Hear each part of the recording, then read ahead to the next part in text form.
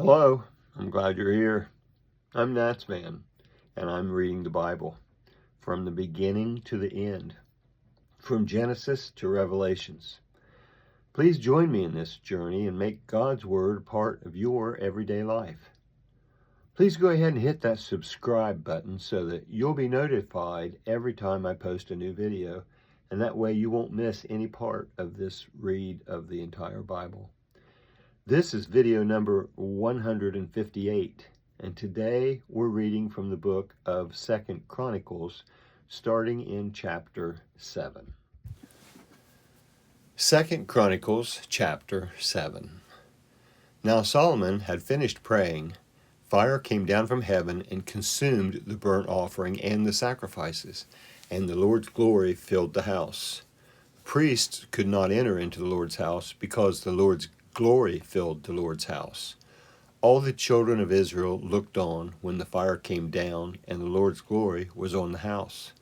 They bowed themselves with their faces to the ground on the pavement, worshipped, and gave thanks to the Lord, saying, "For he is good, for his loving kindness endures forever."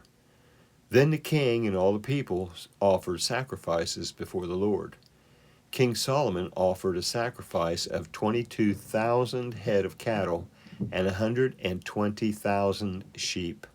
So the king and all the people dedicated God's house. The priests stood according to their positions, the Levites also with instruments of music of the Lord, which David the king had made to give thanks to the Lord. When David praised by their ministry, saying, "For his loving kindness endures forever," the priest sounded trumpets before them, and all Israel stood. Moreover, Solomon made the middle of the court that was before the Lord's house holy, for there he offered the burnt offerings and the fat of the peace offerings, because the bronze altar which Solomon had made was not able to receive the burnt offering, the meal offering, and the fat. So Solomon held the feast at that time for 7 days, and all Israel was with him, a very great assembly, from the entrance of Hamath to the brook of Egypt. On the 8th day they held a solemn assembly, for they kept the dedication of the altar 7 days, and the feast 7 days. On the 23rd day of the 7th month he sent the people away to their tents, joyful and glad of heart, for the goodness that the Lord had shown to David, to Solomon, and to Israel his people. Thus Solomon finished the Lord's house and the king's house, and he successfully completed all that came into Solomon's heart to make in the Lord's house and in his own house. Then the Lord appeared to Solomon by night and said to him, "I have heard your prayer and have chosen this place for myself for a house of sacrifice. If I shut up the sky so that there is no rain, or if I command the locust to devour the land, or if I send pestilence among my people, if my people who are called by my name will humble themselves, pray, and seek my face, and turn from their wicked ways, then I will hear from heaven and forgive their sin and will heal their land. Now my eyes will be open and my ears attentive to prayer that is made in this place. For now I have chosen and made this house holy, that my name may be there forever, and my eyes and my heart will be there perpetually. As for you, if you will walk before me as David your father walked, and do according to all that I have commanded you, and will keep my statutes and my ordinances, then I will establish the throne of your kingdom, according as I have covenanted with David your father, saying, there shall not fail you a man to be ruler in Israel. But if you turn away and forsake my statutes and my commandments, which I have set before you, and go and serve other gods and worship them, then I will pluck them up by the roots out of my land which I have given them, and this house which I have made holy for my name, I will cast out of my sight, and I will make it a proverb and a byword amongst all peoples. This house which is so high, everyone who passes by it will be astonished and say, why has the Lord done this to this land and to this house? They shall answer, because they abandoned the Lord, the God of their fathers, who brought them out of the land of Egypt, and took their gods, worshipped them, and served them. Therefore he has brought all this evil on them. That's for 2 Chronicles 7, now 8. At the end of 20 years in which Solomon had built the Lord's house and his own house, Solomon built the cities which Huram had given to Solomon, and caused the children of Israel to dwell there. Solomon went to Hamath Zobah and prevailed against it. He built Tadmor in the wilderness, and all the storage cities which he built in Hamath. Also he built Beth-horon the upper and Beth-horon the lower, and fortified cities with walls, gates, and bars, and Baalath, and all the storage cities that Solomon had, and all the cities for his chariots, the cities for his horsemen, and all that Solomon desired to build for his pleasure in Jerusalem, in Lebanon, and in all the land of his dominion. As for all the people who were left of the Hittites, the Amorites, the Perizzites, the Hivites, and the Jebusites, who were not of Israel, of their children who were left after them in the land, whom the children of Israel didn't consume, of them Solomon conscripted forced labor to this day. But of the children of Israel Solomon made no servants for his work, but they were men of war, chief of his captains, and rulers of his chariots and of his horsemen. These were the chief officers of King Solomon, even 250, who ruled over the people. Solomon brought up Pharaoh's daughter out of David's city to the house that he had built for her, and he said, "My wife shall not dwell in the house of David, king of Israel, because the places where the Lord's ark has come are holy." Then Solomon offered burnt offerings to the Lord on the Lord's altar, which he had built before the porch, even as the duty of every day required, offering according to the commandment of Moses on the Sabbaths, on the new moons, and on the set feasts 3 times per year, during the feast of unleavened bread, during the feasts of weeks, and during the feasts of booths. He appointed, according to the ordinance of David his father, the divisions of the priests to their service, and the Levites to their offices, to praise and to minister before the priests, as the duty of every day required, the doorkeepers also by their divisions at every gate, for David the man of God had so commanded. They didn't depart from the commandment of the king to the priests and Levites concerning any matter or concerning the treasures.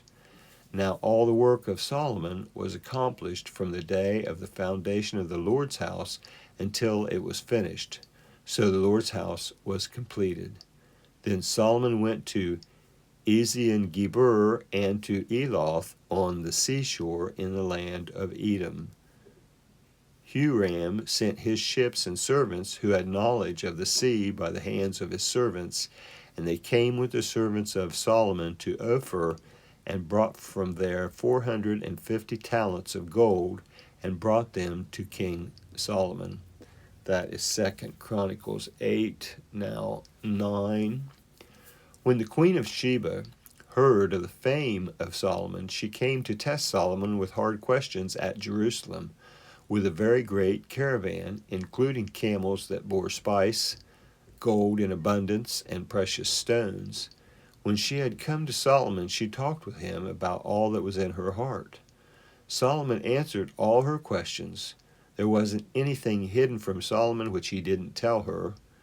When the queen of Sheba had seen the wisdom of Solomon, the house that he had built, the food on his table, the seating of his servants, the attendance of his ministers, their clothing, his cupbearers and their clothing, and his ascent by which he went up to the Lord's house, there was no more spirit in her.